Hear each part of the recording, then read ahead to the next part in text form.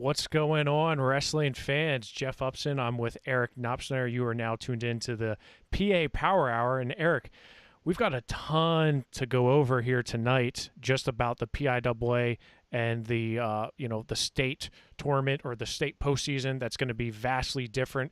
These are only proposals, but we are going to talk about them. We are going to talk about them as if they are probably going to happen because there's a good chance that they do, depending on how things go with COVID-19. So they're drastically different, but we are going to talk about them. We're also going to talk about the Nittany Lion Wrestling Club event from last night. But first, Eric, you got internet.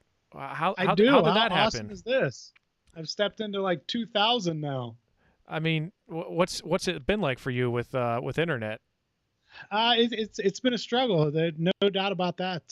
It's been a lot of time on my cell phone and sort of can hotspot things. But like last night, the Nittany Lion Wrestling Club, I had to watch it on my phone because that was all I could do. There was nothing I could do as far as the put it on the TV or even on the laptop screen. I had to go small screen and watch it that way. So it's obviously there are worse things in life, but after you've had internet for this long, going without Wi-Fi is kind of rough. Yeah, I mean, I can imagine. And you were without it for like what, how many months was it? Well, we moved in here in July, and it was supposed to be done in August, and so we're 3 months past the date that it was supposed to get in. So it took a long time, but finally got there.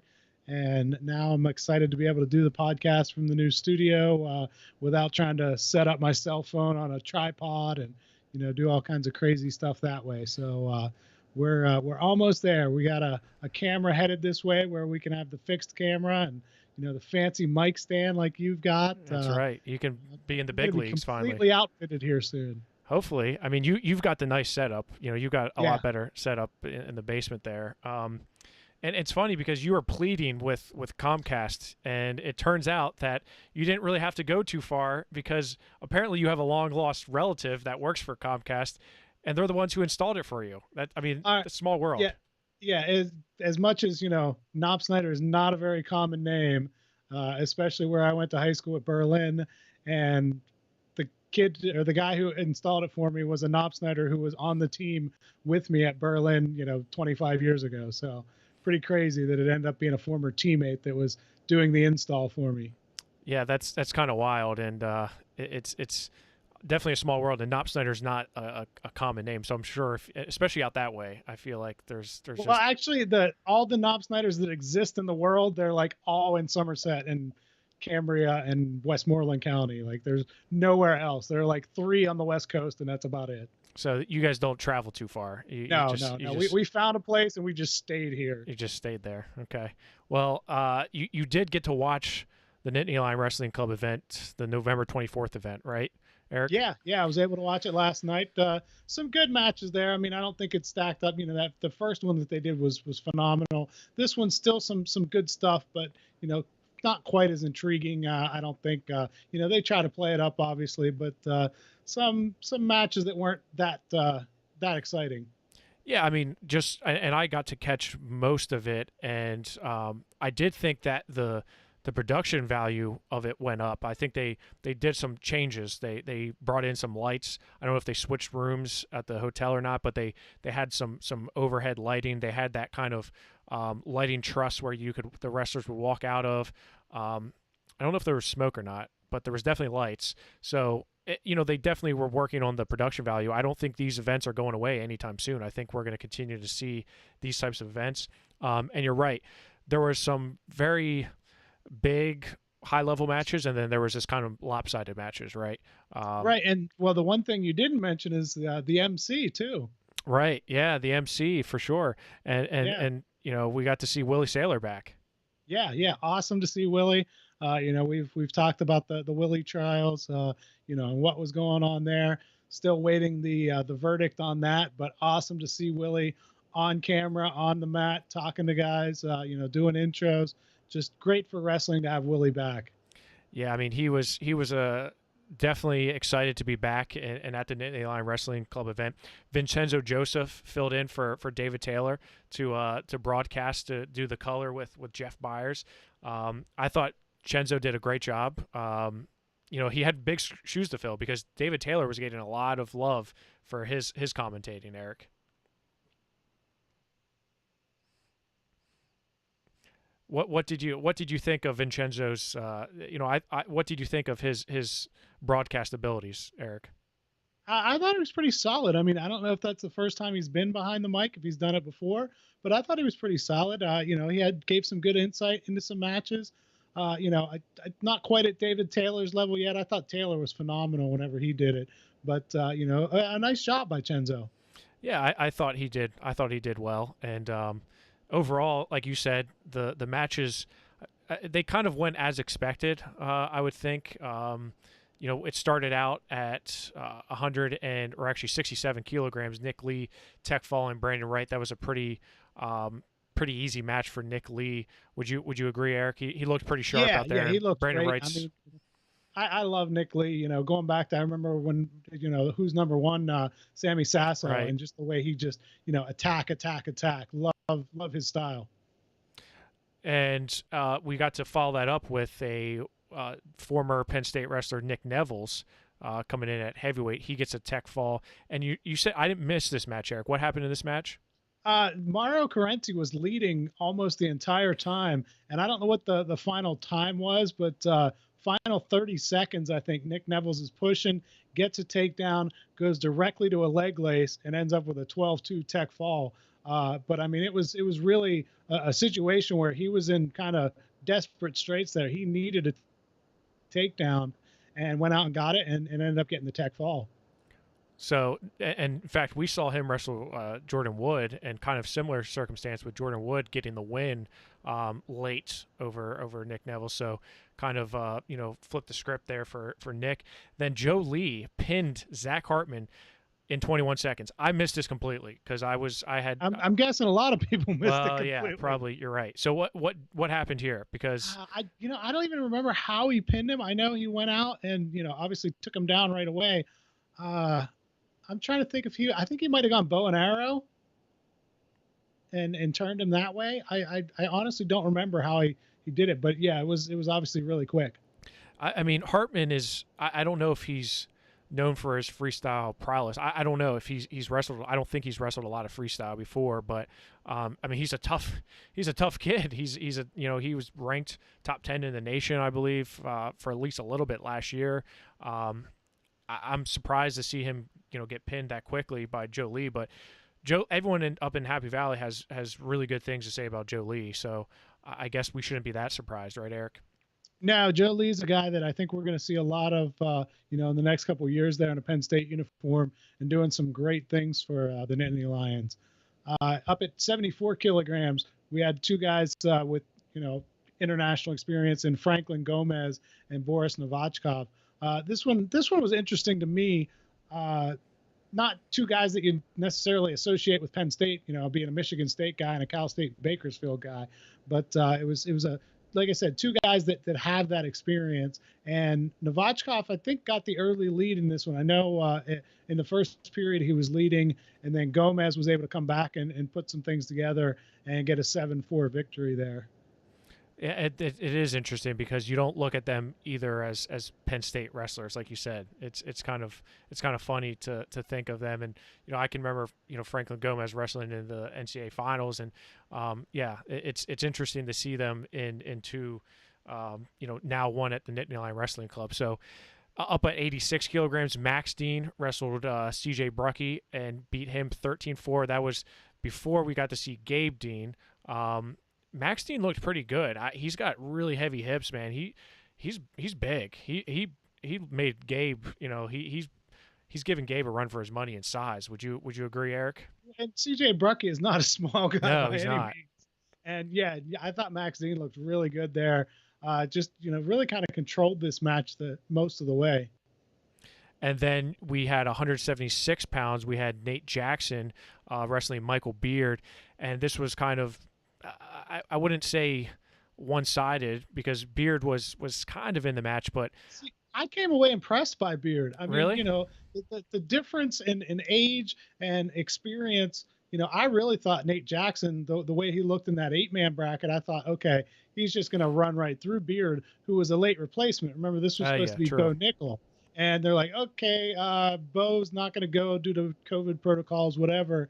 And so we're going to throw Michael Beard in there. And I got to say, I was impressed with him. I mean, for a young guy, Nate Jackson has been there, done a lot of things, to go in there and hang with him. I mean, I thought Mike would have liked to have gotten some points on the board, but 7-0 isn't. I would have expected worse, honestly, going into it. Yeah, I mean, I guess I can see your point that especially how good he looked in the 8-man bracket, the U.S. Open. So I can see your point about him maybe possibly blowing through Michael Beard, especially because Michael Beard hasn't even wrestled in an official college match per se for the Nittany Lions. So I can see that, but I don't know. I really have high expectations for Beard, and I think I don't know. I don't want to say his gas tank, but if he's able to close out matches, I think he's going to be a real threat. So maybe I don't know. Maybe I'm just biased. I thought we could have seen him keep it a little bit closer. I was hoping he would get score some points on him at least, Eric. Yeah. Like I said, for just kind of picking it up late and jumping in there with a guy with all the experience and wherewithal of Nate Jackson, I don't have a problem with that result for Michael Beard. It was good for him to see someone at that level and see how he does, and obviously pick up some things that he can work on for the future. Now the next match was the match that I was most excited for. This was the one that I had really wanted to tune in for, and that was Carter Starocki versus Chance Marsteller. Two, just buzzsaws when it comes to Pennsylvania wrestling. Carter was a 2-time state champion. Of course, Chance is a 4-time undefeated state champion out of Kennerdale. Ended his career at Lock Haven, All-Americans. Carter is kind of that next man up and replacing Mark Hall. I thought Carter looked really good, and I thought Carter looked big. I thought Carter just looked strong. Definitely a little bit more polished with probably conditioning right now than Chance is, but I was very impressed with Carter. And not that Chance didn't wrestle well. He did wrestle well. I just think Carter looked bigger. I don't know. Did you seem like there was a size difference for you, Eric? Because I did. I didn't notice that. First of all, I 100% agree with you. For me, this was the real highlight match of the night going in. Like, David Taylor, Gabe Dean, obviously they're well established, and we know what's going on there. But this was the most intriguing one for me because just to see Carter Starocki taking on someone who's 4 years older, whatever it is, 5 years older, and has that experience. To see this was one I was really looking for. And when Chance got that takedown, I thought, okay, let's see what Carter can do here, how he reacts. And he just kept pushing, got the takedown. I think it was in the second period. He got it. I think it was 2-0 after one, right? Yeah. And he got the takedown in the second.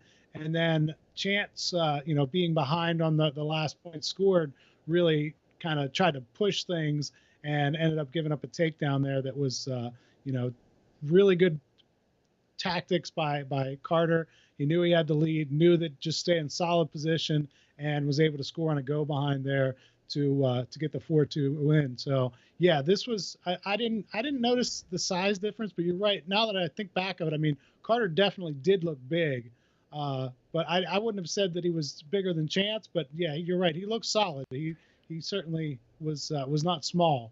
Yeah, and Chance is, I mean, he's just built so differently than most humans, so it's hard to judge him because he's like a fire plug, he's just so compacted, and he was able to do things with his legs last night with bending and flexibility. Yeah, he's got the rubber knee going there. Rubber knee. I mean, I agree with you. Carter never looked flustered. He never looked like he was in a tizzy at all, and he just kept cool, calm, and collective. He did what we are so accustomed to seeing him do, and that was grind out wins. He's been in those types of matches before. In fact, he wrestled Zach Hartman in one of those matches in the state finals. And we've seen him on the freestyle level so often. Fargo, right? I know you and I were very impressed with him at Fargo. He's got it, and I'm really excited to see where he goes in his career at Penn State, because I think sky's the limit. Even hearing him afterwards, he wasn't really impressed. He just kind of was like, hey, it's another match. I'm just here to wrestle. I'm just here to have, to put on a show, so to speak. Yeah, I'm always impressed with Carter. I admit he's one of my favorite guys that we've covered over the years. That as you said, going back to Fargo, whenever we kind of got to know him there, he's always been one that I've kept an eye on no matter what was going on, and just happy to see him doing well there. And I agree with you. I'm really looking forward to seeing what he does in a Penn State uniform. Yeah, I think everyone up in Happy Valley has high expectations for him. You heard Vincenzo Joseph talking about it on the broadcast, how he's that guy he's fighting for every minute every second in the room. He's doing all the right things. So I'm happy to see him perform well, especially against a guy like Chance Marceau. That's a pretty big match for him. 59 kilograms. The only women's match on the card was Jennifer Page, and she took out Lauren Mason 10-4. I think Jennifer Page has been on. I feel like she's been on every card. Maybe she's been at least 2 cards, right, Eric? Yeah, I know she was on one before, but yeah, she looked, kind of the same MO too. Like she goes out and gets taken down, and you're like, okay, maybe this is going to be trouble here, and then just keeps plugging away, and before you know it, she's got a 10-4 victory. Right. It seems like her MO is just to, hey, give up a takedown and then just blow it out the rest of the way. Probably not what she wants to do. Probably but not. That's the way but that's what happens. 57 kilograms. Thomas Gilman, formerly of Iowa, now at Nittany Lion Wrestling Club. He got a tech fall over Frank Pirelli, former Cornell wrestler who's been on the freestyle circuit for, I feel like, ever. Thomas Gilman, he looked good. He looked really sharp. Kind of what we expected from him, but he's on a very, I think, good trajectory for where he wants to be, looking at the senior level and where he's been making world teams before, looking to make his first Olympic team. And he called our boy Spencer Lee after the match, saying he wants him in the next match. What did you make of that, Eric? I mean, I don't want to say anything bad about Frank Pirelli. You're right. He was, very solid wrestler at Cornell, and he's been around for a while. But I mean, was anybody really like, man, I want to see Thomas Gilman and Frank Pirelli wrestle? No, you're right. Probably not. This is what we expected. If Gilman doesn't get a tech fall here, I think we're all going, man, what's wrong with Thomas Gilman? I think this was a match that he did what he was supposed to, but I don't know that calling out Spencer is exactly what he should be doing. But that's just me. I've never liked that style of. And I know that's kind of the thing now. Everybody's talking trash on Twitter and calling each other out and all this because it's good for numbers and getting subscriptions. But, I'm old school. I don't like it. And you could tell it was kind of set up that Willie's like, oh, who do you want to wrestle now? And, it was a given that he was going to say Spencer. There's a reason why Thomas is at Nittany Lion Wrestling Club, though, and not at Hawkeye Wrestling Club. He felt from the beginning, I think, that Spencer was the horse that they were going to ride with. And so he's obviously, it's personal for him, no doubt about that. Yeah, I mean, and he has said before, it wasn't personal and it was what's best for his family. And I think, it was a little forced, the call out. But it's just interesting to hear because I know I'm still just not used to seeing Thomas Gilman in a Nittany Lion Wrestling Club. Like it doesn't make sense. Well, we are used to him calling people out. That's we're not not familiar with him doing such antics, right? Him and Tony Ramos have just made, they're notorious for certain things, and whether it's a stare down or whether it's just speaking completely bluntly like Thomas Gilman does, it just seemed a little forced, and it seemed a little, I don't know. I just still can't fathom that. But then again, look what happened with Dan Dennis and Tony Ramos when they were both at the Iowa, Hawkeye Wrestling Club, and you saw what happened there, and some falling outs, if you will. But I don't know. I definitely wouldn't want to tug on Superman's cape. Not saying Spencer's Superman, but I definitely, he's going to have a tough enough time with him wrestling him. I don't know if you need to give him any extra motivation, Eric. I'm not. I mean, as great as Spencer is, though, he's not someone that seems like he wrestles better when he's mad. I mean, No. I don't know that I've really seen Spencer mad. You've watched him more than I have, but he just always seems like, okay, yeah, I'm gonna go out here and do what I do, and yeah, there never seems to be an angriness to his wrestling. I mean, well, I think he likes to inflict pain and win, but Right. legal pain, right? He always talks about legal pain. But hey, that'd be great. I'd love to see that match happen. I don't know if that'll ever happen or not. At least on one of these cards, it'd be nice to set that up. The other big match, in my opinion, was the Zane Rutherford and Reese Humphries match. That was, and it was chippy right from 5 seconds in. Reese kind of gives him a nice little, hey, welcome to wrestling, smacked him right in the face, like that. And Zane just kind of did the Kyle Dake, like, what's this about? What did you think about that, Eric? I mean, Reese again was kind of out there saying some things on Twitter, and I didn't see anything from Zane. I don't know, maybe he did respond, but my impression of Zane is kind of that old school approach, like, I don't need to run my mouth on social media. We'll step out on the mat and see what happens. And Reese had said, oh, it's been a long time since Zane's been thrown on his head or something like that. See what it's going to be like. And he made some other kind of comment, like whenever Reese was wrestling, that Zane would have been like a semifinal or a quarterfinal matchup. But, I mean, to me, that's disrespectful. I mean, Zane was good no matter what time or weight he wrestled in. Yeah. So I didn't mind seeing Zane go out there and put a 10-0 beating on Reese. Yeah, and he really did. I mean, he say what you will about Reese Humphrey and what he what he's been able to accomplish in his career. Now, remember, he has not. I don't know the last time he wrestled in a senior level match. It's been a while. But he was very well accomplished in his own right. But oh yeah, no doubt about it. Again, Zane. I mean. Yeah, Zane's not some chump and some, like you said, some guy that a quarterfinal match. Come on, come on, Hodge Trophy winner, get out of here. But Zane took care of business, man, and Zane looked good doing so. I'm always impressed with him. He's just so solid. He is. There's nothing, I mean, you don't get the big throws out of him. You don't see, he's not like in folk style. He was so dominant on top. And you don't see that, but I mean, he's always in good position. He finishes so quickly, he's fun to watch. He really is fun to watch, and I agree with you, Eric. I just think he's always in a good position.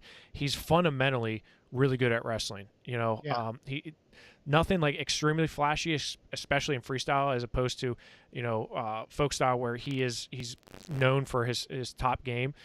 He still definitely gets some turns in freestyle, but I don't know.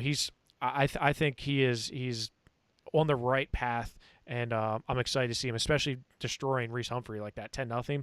Whether he did you hear Chenzo say that his first practice at Penn State, Zane rode him for an hour and a half, just like he couldn't get out. Yeah, I'm not surprised by that whatsoever. It's pretty cool to hear that, because those are all things I'd love to know the insides of the room, and like Chenzo said, just not being able to get out. That sounds like a very Zane Rutherford thing to do. And then, of course, it ended with a bang. David Taylor, Gabe Dean. Man, the Magic Man looked good, but he looked human, right? Gabe Dean, I think everyone left there saying, man, Gabe Dean's he's no joke, right? What was your takeaway from that match, Eric? Well, I mean, first of all, I'll be the first to admit I'm a huge David Taylor fan. I mean, to me, David Taylor is what wrestling should be. Whenever you're better than a guy, you go out, you pile up points, you pin him, you tech him, and you get off the mat. David Taylor has never been a guy, going back to his college career, you didn't see many guys stick within a couple points of him that weren't really, really upper echelon guys. If he's better than a guy, he goes out and he destroys them. And I kind of expected that last night. No, that's not a knock on Gabe Dean, but again, Gabe had kind of taken some time off. We hadn't seen him in a long time, and we thought, okay, this is, kind of a reunion tour for him. He got caught in the flow bracket, got pinned there, and we know that he's super solid fundamentally and hard to score on. But I still thought, okay, this is David Taylor. He's going to go out, he's going to get a 4-0 lead in the first period, end up winning 8-10-0. Nothing too difficult here. But that was not what we got at all. I mean, Gabe Dean stuck right with him. It was 4-2 late. And Gabe Dean, if he could have gotten a takedown where he was in, he gets a takedown there, he's probably going to win the match. But, give David Taylor credit. He's able to fight it off, score a takedown of his own, and get the 6-2 win. Expectations are a little higher for him, that I really thought that he would put up more points than this on Dean. And I don't think you were alone in that assessment. I really don't. I think a lot of people were under the same impression that was what was going to happen. And like you said, Gabe Dean really, he pushed the pace, and he was very close to potentially winning that match. So I would agree with you. A lot of people, including myself, are high on David Taylor, and we've seen him perform at such a high level for so long now, it seems like, especially on the freestyle scene, that maybe we were surprised to see someone actually hang with him. But I think that's a testament to Gabe Dean and what he's been able to do in his short time back wrestling. And I think it's pretty cool, and I think David's probably pretty happy just to being pushed like that and be in situations like that. Because if you just go out and destroy everybody every time, what are you learning? What are you getting out of it? And I think he had to dig deep for a few minutes out there. So good for him to have that match under his belt. Gabe Dean's definitely not going away, though. I can tell you that much. I think. Sorry. Go ahead, Eric. I was just going to ask you, does this change your what you expect if we do get the Jordan Burroughs David Taylor match? Does it change what you think you'll see in that? No, I mean, I don't think so necessarily. I don't think the size isn't necessarily the thing to look at here. Two completely different styles of wrestling between Dean and Burroughs, obviously, but yeah. I think. Yeah, I don't know. I don't really know what to expect from a JB and David Taylor match. I just not at this point, just because they're two different wrestlers than the last time we saw them. I would say they're vastly different wrestlers from the last time we saw them wrestle against each other. Burroughs has changed his game a little bit. David has certainly changed his game and his size.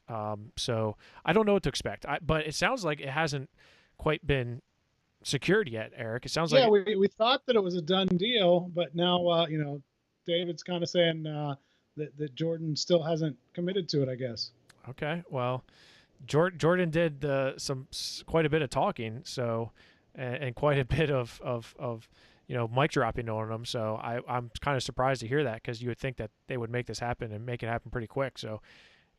Hey, I don't know. Do we need to get involved, Eric? Do we need to? We've offered. PA Power will definitely, take this event on and give it a great show on Rockfin. Well, I thought it was a great performance last night by the Nittany Lion Wrestling Club. I thought it was a great production. I hope to see a lot more of these. I think we will, especially with the uncertainty of the season. But overall, great event.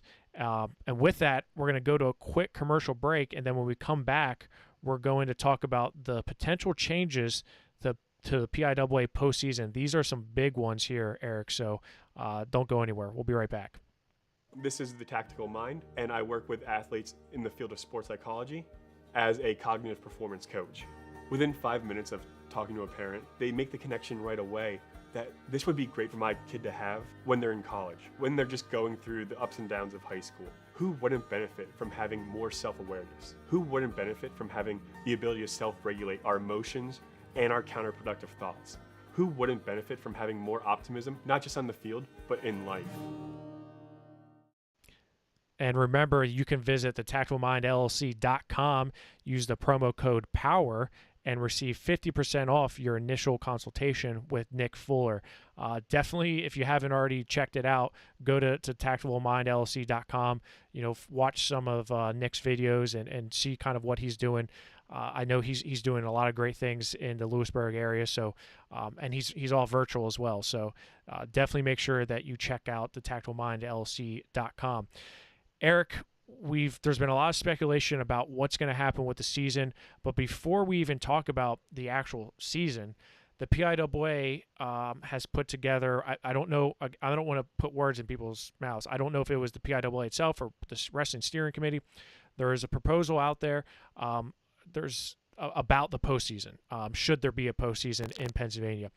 The state football championships, the fall championships are this weekend. So after that, I think the PIAA just kind of wants to get that over with and get that done and then move on to winter. We talked about it last week. A lot of teams aren't even going to be competing until January. They're going to be practicing potentially in December, but you have to have 15 days of practice in before you can compete. So there's a lot of uncertainties, or a lot of unknowns. However, I am actually impressed that we've seen this proposal, and they're already kind of thinking, because from what I was told earlier was, hey, the postseason is not even in the realm of things we're talking about or discussing right now. So the fact that we're putting pen to paper and having a plan come together, that makes me feel a little bit more optimistic about the potential for a individual and team postseason, Eric, in Pennsylvania, because right now, with the way things are, especially with our capacity limits in Pennsylvania, it's not good. A lot of events are going to be crippled because of this, because of the new surge in cases, but also because of the capacity limits that were imposed by the PA Department of Health. Yeah, I think you made a couple good points there. First of all, the fact that they've looked at this and they've done their homework, they've figured out, okay, here's what we're going to do. Situation A, whether it's 2 mats at the state tournament or 3 mats or 4 mats, here's how we can do it with 8 qualifiers. Here's how we can whittle down, from 12 districts down to regions and super regions, and then the PIAA tournament. And here's how we can make it all work, where we're not putting 300, 1,200 fans in one building and trying to have everybody there and do it safely. So the fact that they've done all this, as you said, they've done their homework. I think that's a great sign that they're at least saying, hey, we want to make sure we get this postseason in. It may not be exactly the way everyone wants it, but we want to make sure that we crown some state champions in Hershey and are able to do that. On the other hand, I think that looking at this, they may be saying, yeah, we might not be able to do those December tournaments. We might not even be able to do December duels, but let's push it back a little bit. Let's figure out what we need to do so that we have those, at least beginning in February, where we can start that march toward Hershey and that postseason tournament. And really, Eric, you look at the way the schedules have been shaken out. Most schools, I would say majority of schools, if they do have any events scheduled in December, they are only dual meets. And January, again, kind of up in there, you're going to have a lot of teams that are just now getting back into competition. So I'm very impressed with just the way that it panned out. The first thing we're going to talk about is the team tournament, Eric, and it's interesting because not a lot's changed with the team tournament and the proposal. So I'm going to put up a series of screenshots on the screen here to kind of go over and talk about what they plan on doing with the team tournament, but it's not much different than we've seen in years past. It's just the way that the sites are set up. So if you look at the PIAA state tournament for the team tournament, what it's going to be is over 4 days, but with a variety of different sites. So on Monday, where this is typically a play-in day for like District 7 will wrestle District 8 champions and so on and so forth. You'll have different play-in matches. This is kind of the same analogy, except after your district tournaments, once the district champions and placers are all figured out, we're going to go in and start with the round of 16. Okay, so you have a round of 16, and the top team on the bracket will host that. So, for example, if you look here in the AAA, the District 1 champion will wrestle the District 3 third place. They'll host, the District 1 champion will host 12-1 versus 11-2. 12-1 is going to host. 3-1 versus 1-3. 3-1 host. 11-1 versus 2-1. 11-1 host. So that's the East region. That's your East round of 16. Then you flip it over to the West in AAA. You got 7-1 versus 8-1, which, again, that's something we've seen year and year. We've seen the District 7 third place team wrestled the District 8 champion for years now. 7-1 will host. Then you have, this is what's kind of interesting to me, Eric, and we talked about this a little bit before the broadcast, but District 1's going to have 2 representatives in the West Division, which is, it's kind of weird because they're not a West district. So you have 1-2 versus 3-2, and it's going to be hosted at the 1-2 school. 6-1 versus the District 4/9 champion, which is going to be hosted at the District 6 champion. 10-1 versus 7-2. The District 10 champion will host. So those are your 2 regional breakdowns, if you will, of the district, or I'm sorry, the AAA team tournament. Not much is different in the AA. So 3-1 versus 11-2, 3-1 host. 2-1 versus 4-2, 2-1 host. 4-1 versus 3-2, 11-1 versus 1/12 champion. And then, of course, in the West, you have 7. Now, in AA, it works because you really don't have a team that's not in the, quote, West part of the state. You got 7-1 versus 10-2, 9-1 versus 6-2, 10-1 versus 7-2, 6-1 versus 5-1.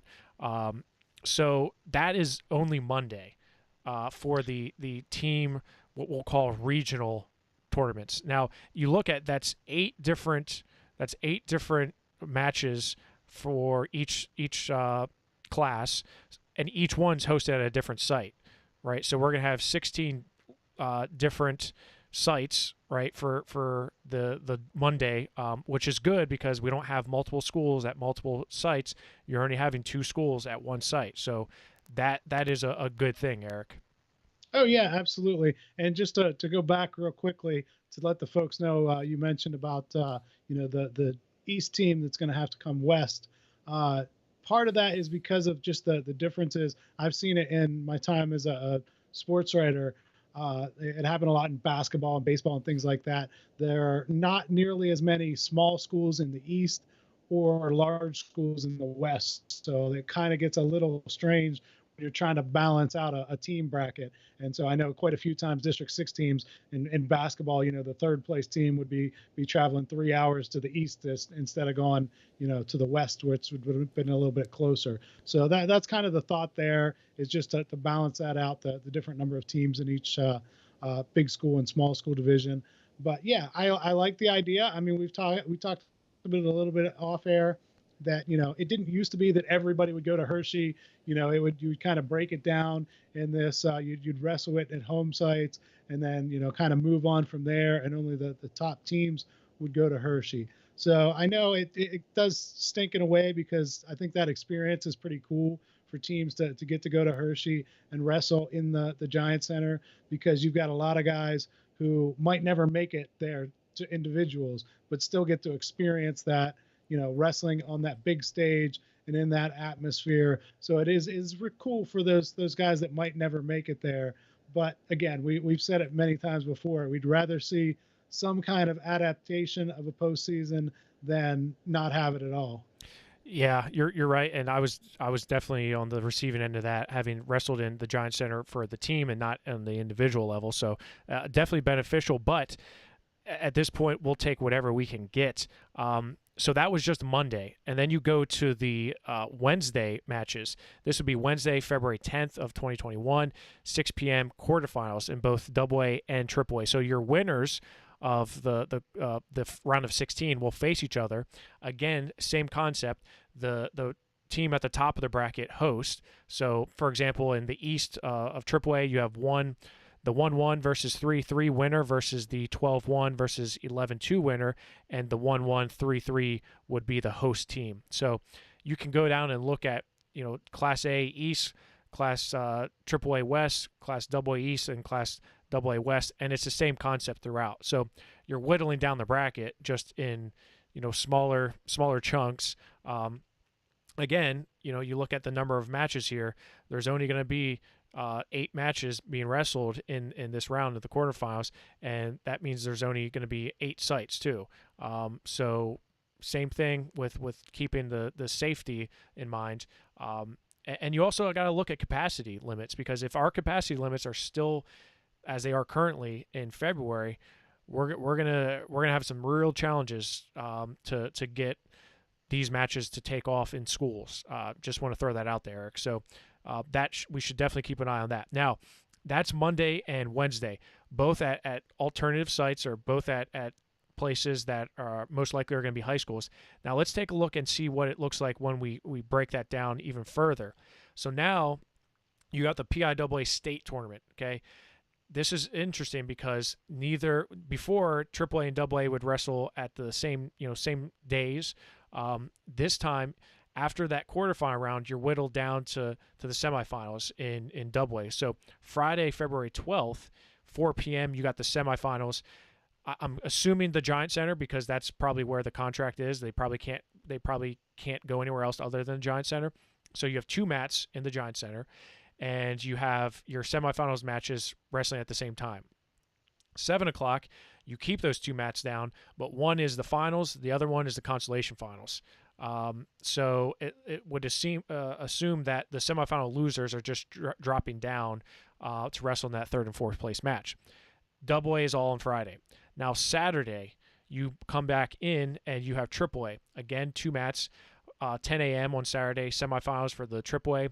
Winners advance into the finals. Losers go down to the consolation finals. That's at 1 p.m. Again, 2 mats. So you don't have any more than 2 mats at a time in Hershey for the state tournament. I like that. I think it's a very feasible plan, and I think it doesn't deviate much from the previous years. So I'm excited about that. I think that's very doable and very feasible. So I hope we can at least get that done, Eric, because that's a lot less than the individual tournament we're going to talk about in a second. Yeah, I think they did a really nice job here of figuring this out. I mean, it's not much different than what you see in other sports. Wrestling has always been one that you could bring all those teams together in 1 or 2 or 3 days and spread it out and have a bunch of teams there. But, basketball playoffs work like this. You play at the one school hosts in the first couple rounds, and then you take the final 2 to Hershey and play the championship game there, and that's it. So this is a pretty good solution where you've got those 4 teams in AA and 4 teams in AAA going there and going to decide those top 4 spots. Now the individuals are much different. So let's start out with that real quick. The AA sections. So let's go to AA sections. The proposal is for AA sections to be February 19th.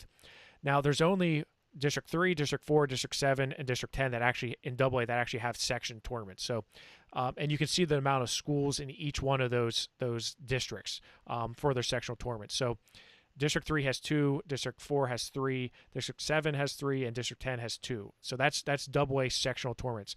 Not a whole lot of difference there. Nothing different than we've seen in the past, but it's just the number of entries. I'm not sure what there's 17 schools in District 3-1. So are you going to have are these going to be 17 or 16 man brackets plus 1? I don't know. I'm not sure. That there's nothing on there about the number of entries. I would assume they have to let them all in. Yeah.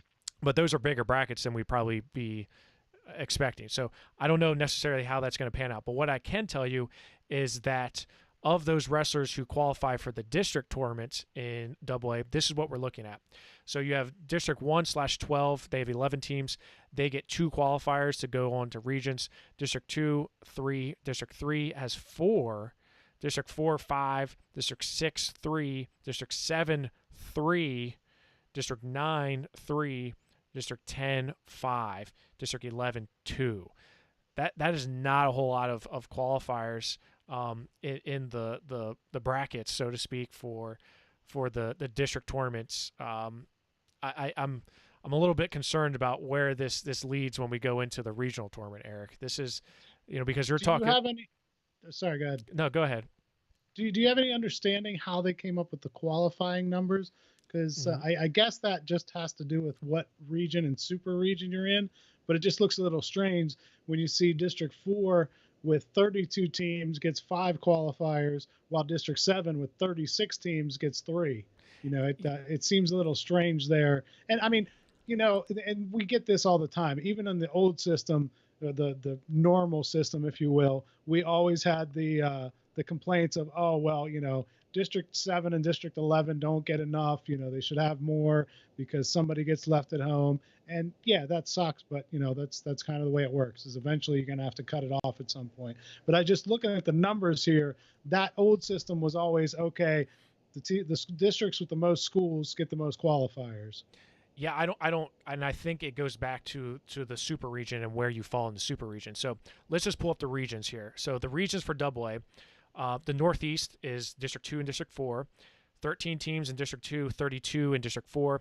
The entries, right? So they have 3 entries. So your district tournament for District 2, you get 3 entries. District 4, you get 5. So I'm assuming District 4 gets 5 because they're not in a region with District 7. They're in a region with District 2.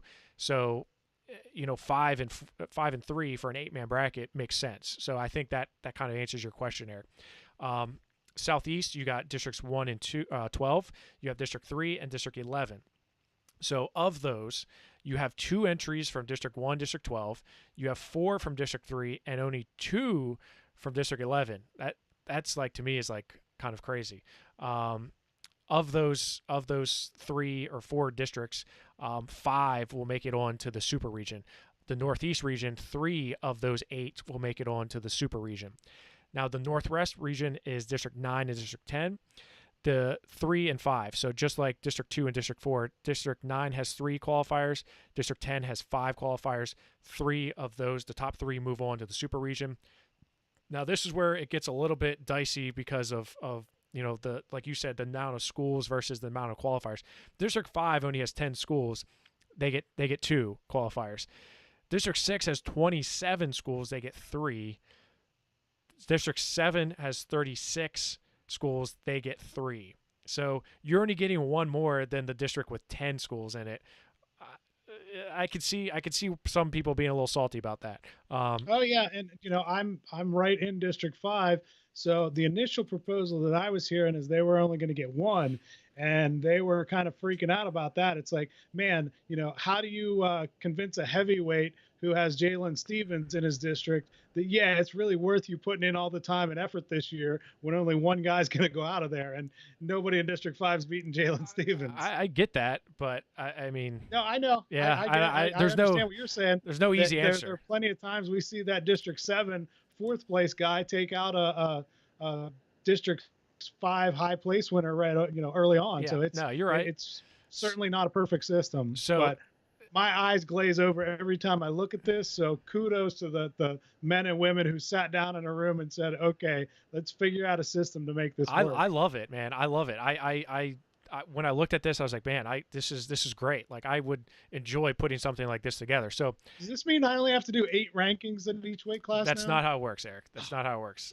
So you look at this, and it kind of starts to make more sense. So you have 3 qualifiers from Northeast, 5 for the Southeast, 3 from the Northwest, 5 from the Southwest. So this is where our super region then comes into place. So I'll close this out, and I'll bring up the super region in AA. Super region in AA looks like this.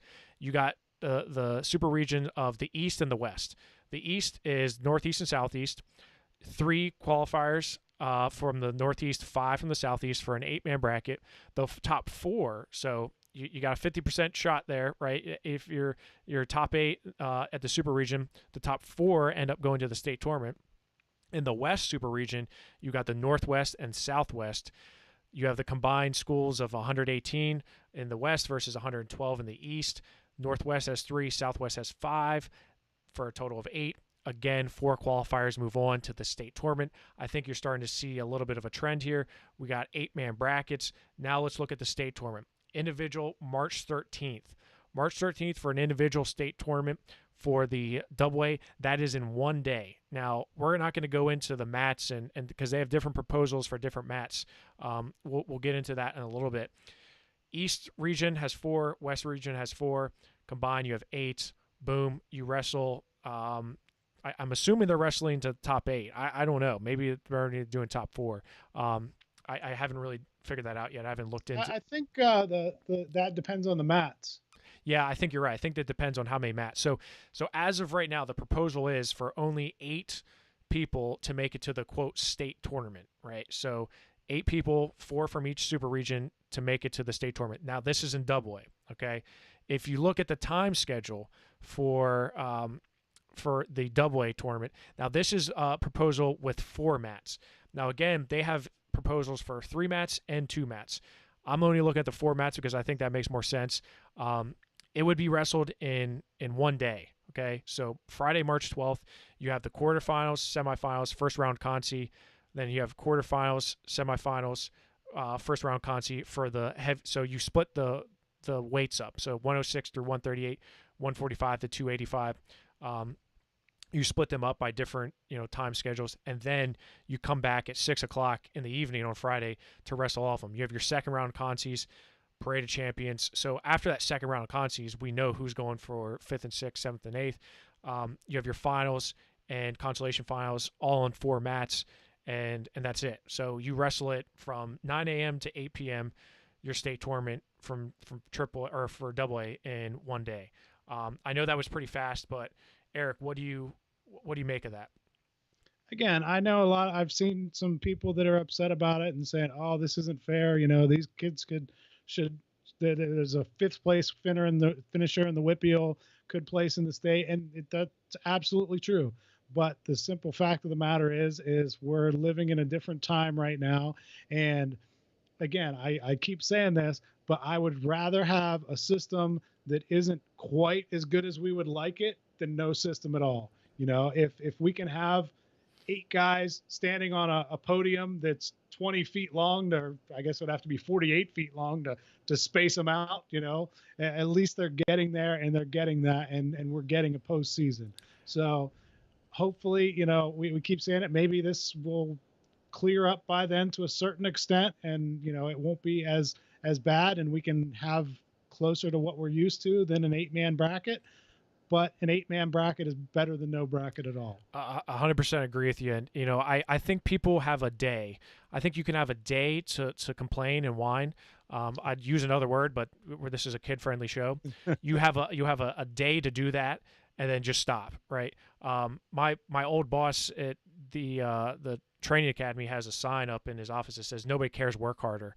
Yeah, exactly. And I love that because you can go on Facebook all you want and cry and complain, but nobody really cares, and you're just going to have to work harder. Could the 5th place finisher in the Southwest region make it to the state tournament place? Yeah, sure. But if you look at the parameters, you got to be top 2 of District 5. Okay, I got to be top 3 at District 7. I know what I have to do in order to advance. So if you don't finish top 3, so be it. I mean, again, I'm with you 100%. I would much rather have an 8-man bracket than a 0-man bracket. So, again, you get 24 hours, complain, do whatever you have to do, but then just shut up and support the system and make it work because, the kids that are put in the work, you're right, they deserve a shot. Don't take that shot away from them at all. So, that's AA. Let's go to AAA. So, AAA sections, kind of similar because only a few districts actually have sections. That's District 1, 3, and 7. District 1, 3, and 7 have their own section tournaments. Of those, they're going to have 8 qualifiers from each section. So you're going to have 8 move on to the next phase, if you will, the district tournament. But not much is different here than it has been in years past with the district or the AAA sections. Now you move on to districts in AAA. The districts, now this is February 20th. You have District 2 with 14 teams. 2 qualifiers move on. District 4 out of District 9, you get 7 teams, 3 move on. District 6, 8, you get 3. District 8, you have 6 teams, you get 2. District 10, 6 teams, you get 2. District 11, 21 teams, you get 3. So if there's going to be anyone who's complaining, there's District 11, folks. You're only going to have 3 qualifiers move out of districts, move on to the region tournaments.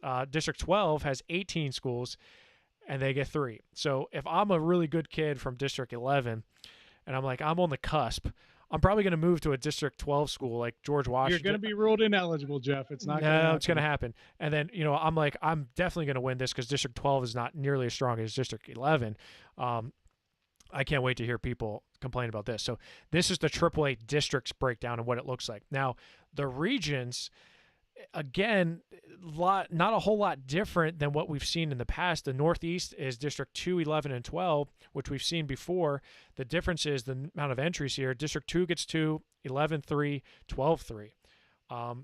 So again, 8-man bracket, but District 11, District 12 get the same amount of qualifiers, which is going to make people's heads go boom, right? Of those 8 wrestlers, 4 get to qualify to the super region.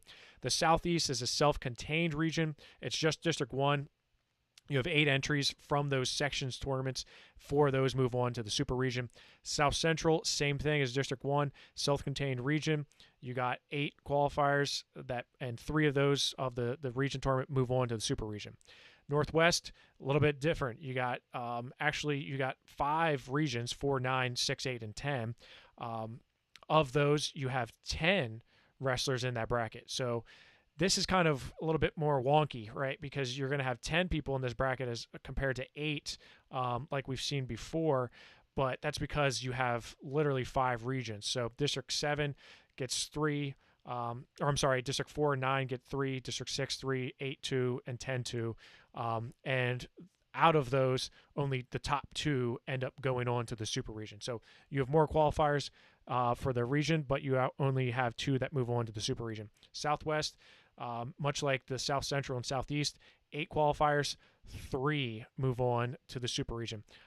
I would say that's pretty good. If District 11 and District 7 both have 3, neither one can complain because they both got the same amount of qualifiers, because that's normally the debate is the District 7 versus District 11, Eric. So that is the those are the 2 that have the depth.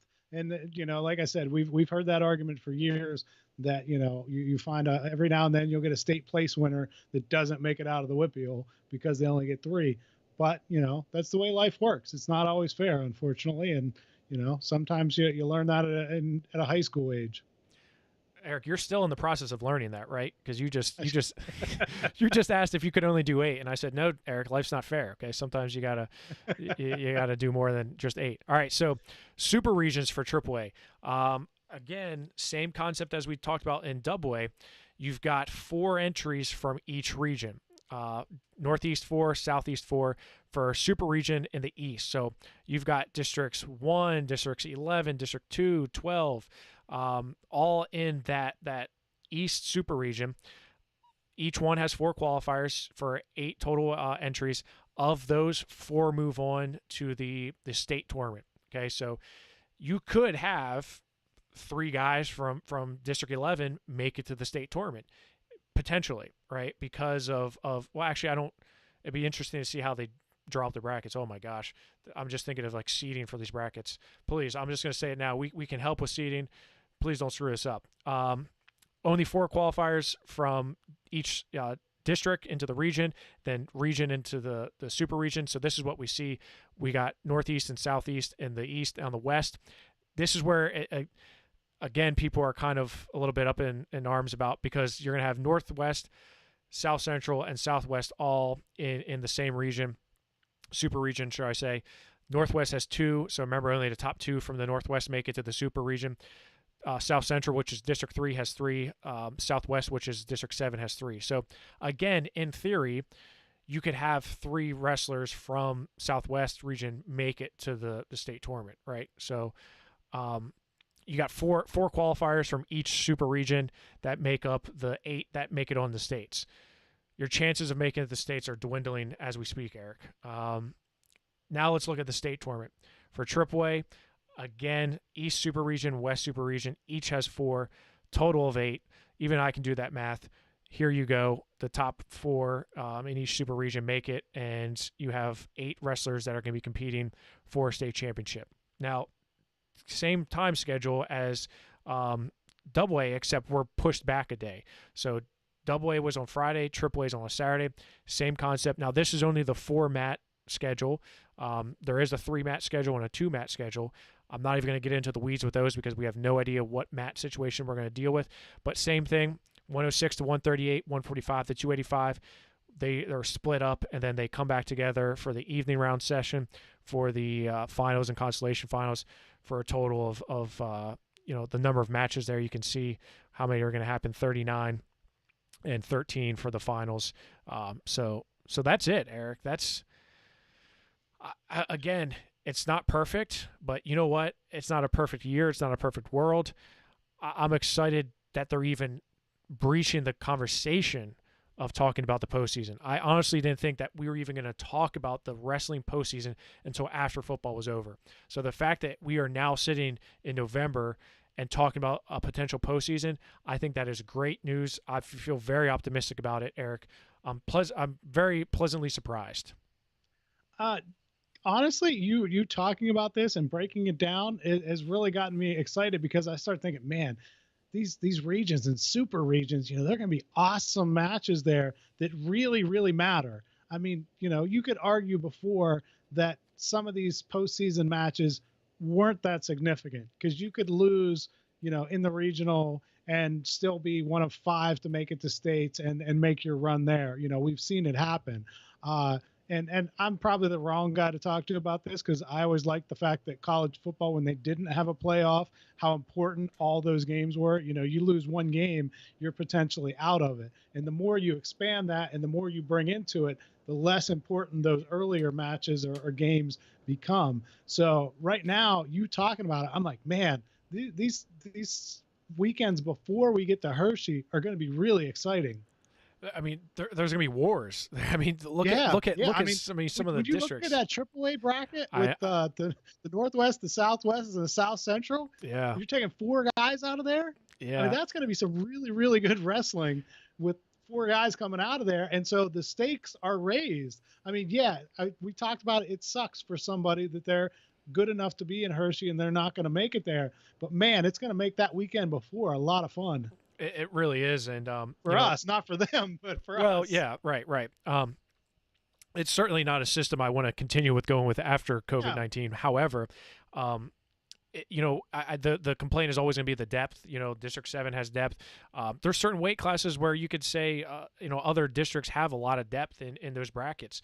So that's all. You're always going to have those complaints. But again, I'm just through the roof and over the moon that they actually are contemplating putting on winter postseasons such as wrestling. So, this is great for us.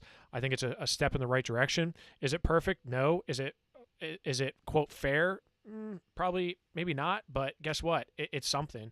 And right now in 2020, heading into 2021, I'll take something over nothing any day of the week, Eric. So that is all the time we have tonight for the Power Hour. We went through a whole heck of a lot. Talked about the Nittany Lion Wrestling Club. We also broke down the potential. Now, I want to reiterate, Eric, these are just proposals. This is nothing official. This is nothing that's set in stone. These are just proposals that are probably going to be presented. That's it. So don't take this down as written in stone. It's just a proposal. I'm sure a lot is going to change, and a lot could change based on the capacity limits, based on where our COVID-19 numbers are. It's just, again, Eric, what did we say last week? It's a fluid situation. Yeah, and hopefully this doesn't have to happen. Hopefully, things get better. What I'd heard from the beginning is that November, December was probably going to be the worst time for this. Your traditional cold and flu season, same thing. So hopefully by the time we get to the end of January, beginning of February, they're looking at it and going, you know what? Our numbers are down. We've hospitalizations down, deaths are down. Let's, maybe we can get back to it. That might be a pipe dream, but we have this plan in place that if we have to, we can still do a smaller scaled down version of the postseason tournaments. And if we can have a different, bigger version, wonderful. Let's do that, but let's at least have a plan in place. Hoping is not a plan. You are right. In fact, hope is not a plan. It's something you hope for. You go back to those wrestlers in the NCAA tournament that lost, that didn't have the chance to wrestle in the national tournament. I'm sure most of them would say, yeah, I'd be willing to do whatever it is to take to wrestle in that tournament, and at least give me a shot, give me a chance. And this allows wrestlers to have a chance, have a shot. So, Eric, that's all the time we have tonight here on the Power Hour, but don't worry, we will be back next week, most likely on a Tuesday or Wednesday, depending. It's going to be either Tuesday or Wednesday to talk about the Power Hour. Hopefully by then, Eric's going to have a nice camera. He's going to have a nice microphone stand like I do. You're going to be a real professional. You may have a better studio, but I got better hair, so You have hair. True, I have hair. But Eric, thank you for your time tonight, and stay tuned to PAPowerWrestling.com. Check us out on Rockfin. We got a whole lot of stuff coming up, including the top incoming freshman report of 2021. This is a big one, Eric. Excited to get this one out here if Dyson ever does his job. So wow, you are tough, man. I'm tough on him. I'm tough on him. Ever since Child labor laws. Yeah, don't worry about that. They're not worried about that right now. They're worried about COVID. Worry about Thanksgiving. Which happy Thanksgiving, Eric. I didn't get to tell you that. Happy Thanksgiving. I have to work tomorrow, but I am going to have a little bit of turkey before I head into work. So I hope you do as well. All right, well, stay safe out there, Jeff. I know we bust on you, but we appreciate all that you do. No, seriously, we do. Thanks, Eric. You have a hard job, and we really do appreciate what you do. And stay safe. Keep the people of Pittsburgh safe, and try to enjoy the holiday once you get off of work a little bit. All right, Eric. I appreciate that, and I'll talk to you soon. Okay. All right. Thanks, Jeff. See ya.